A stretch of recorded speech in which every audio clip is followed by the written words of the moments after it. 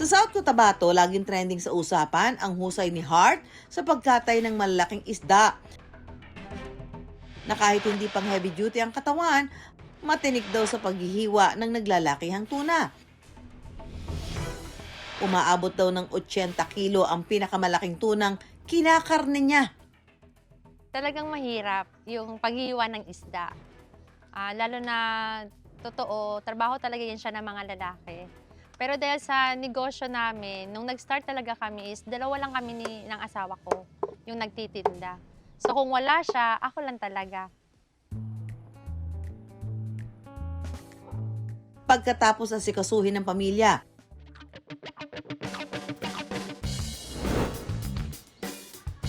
sasalag na sa pagbabanat buto si Hart.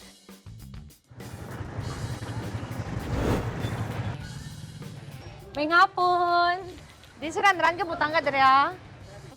Ang target ni Hart, mula maliliit na isda 98 lang, Gon!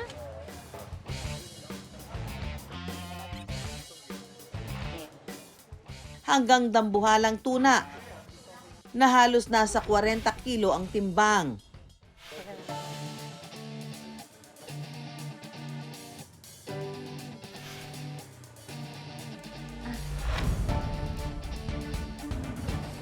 Sa pagkatay ng tuna, unang inihihiwalay ni Hart ang ulo.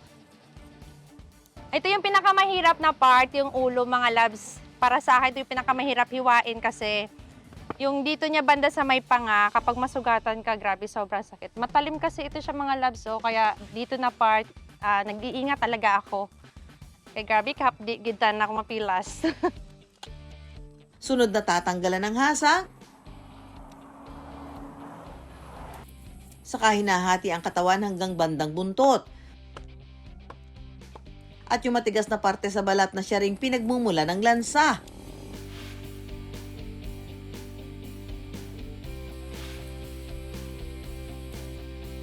Ang sarap ng tuna sagad daw to the bones. So, ito yung lahat yung tinik ng tuna na marami pang laman. Perfect ito siya ipaksiw, di kaya isinigang tinola. Pag-amin ni Hart, maganda rin naman daw ang kita sa pagkakarne ng tuna. Kaya nakapagpundar na rin daw sila ng ilang ari-arian.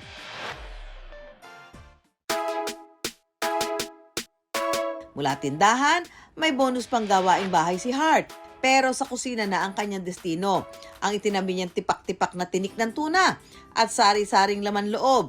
Sa adobong paksiw daw talaga mahuhusgahan ng patas. Magluluto tayo ng adobong paksiw na tuna. Gamit itong ating tinik na tuna na meron pang laman. Marami pang laman. At itong kanyang mga bituka.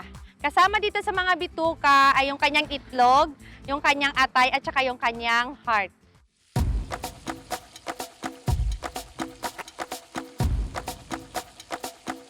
Matapos maggisa ng mga pampalasa at pantanggal lansa, isinunod na ni Hart ang mga lamang loob ng tuna gaya ng bituka, atay, puso at itlog at ang star ingredient. At isusunod na rin natin itong ating tinik ng tuna na marami pang laman.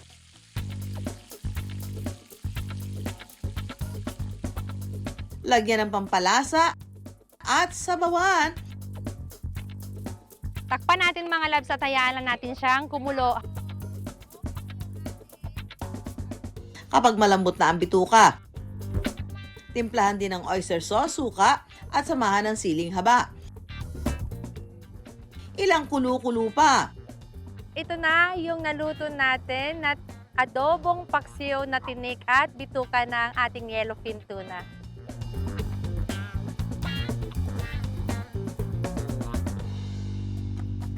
Sarap. Tapos, malasa. Nalasahan mo yung laman at yung tinik at yung laman loob ng tuna. Umaangatin yung asim at yung sarap pantay lang. Manamis-tamis na medyo maalat-alat. Ang matinik na diskarte ni Hart patunay na mothers know best sa pagluluto man o pagbabanat ng buto. Sa panahon ngayon, bilang isang babae, lahat talaga posible. Basta't para kasi sa pamilya, lahat gagawin mo.